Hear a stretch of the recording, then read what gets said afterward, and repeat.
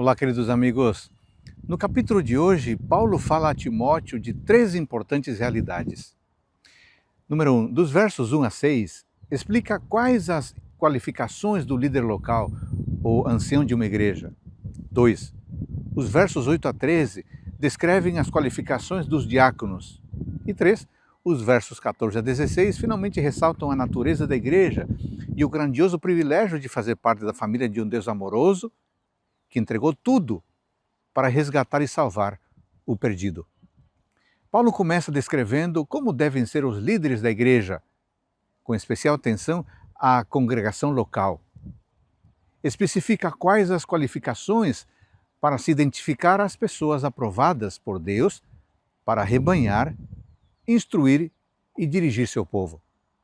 São chamados de bispos, que, segundo a terminologia bíblica, indica serem pessoas maduras, consagradas e em condições de supervisionar os trabalhos da comunidade eclesiástica.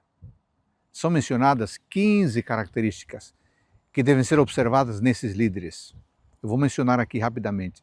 Irrepreensível, esposo de uma só mulher, temperante, sóbrio, modesto, hospitaleiro, apto para ensinar, não dado ao vinho, não violento, porém cordato, inimigo de contendas, não avarento e que governe bem a própria casa, criando os filhos sob disciplina, com todo respeito, que não seja neófito, para não suceder que se ensoberbeça e incorra na condenação do diabo.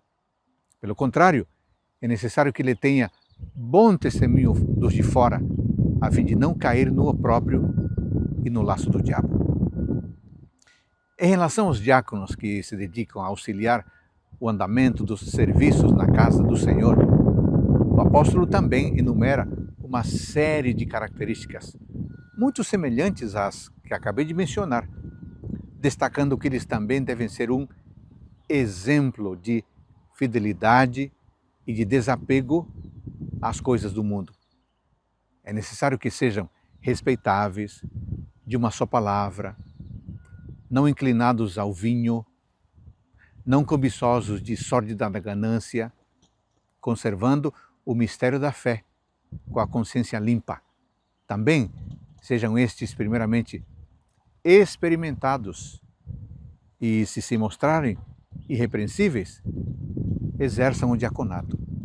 O diácono seja marido de uma só mulher e que governe bem os seus filhos e a própria casa, pois os que desempenharem bem o diaconato alcançam para si mesmos justa preeminência e muita intrepidez na fé em Jesus Cristo. Da mesma sorte, quanto a mulheres diaconisas, é necessário que sejam elas respeitáveis, não maldizentes, temperantes e fiéis em tudo. Mas, amigos, qual a razão de todas essas grandes exigências? Por que tais qualificações são esperadas daqueles que pretendem servir na igreja, seja por meio do ancianato ou do diaconato? A resposta é dada nos versos finais do capítulo, nos quais Paulo explica que a igreja é muito mais do que uma mera comunidade de pessoas. O verso 15 diz que é necessário saber como se deve proceder na casa de Deus, que é a igreja do Deus vivo, coluna e baluarte da verdade. Em resumo, no capítulo de hoje, fomos lembrados que os líderes, incluindo anciãos e diáconos, devem ser exemplos de fé, consagração e preparo, conduzindo e servindo a igreja com toda humildade e fidelidade, sempre trilhando a rota demarcada pelos princípios da palavra de Deus. Nem sempre é fácil encontrar pessoas que estejam dispostas a colaborar dessa forma com a obra de Deus e que tenham o perfil bíblico necessário para servir como líder. Mas a diretiva bíblica é clara e o padrão de liderança não pode ser rebaixado.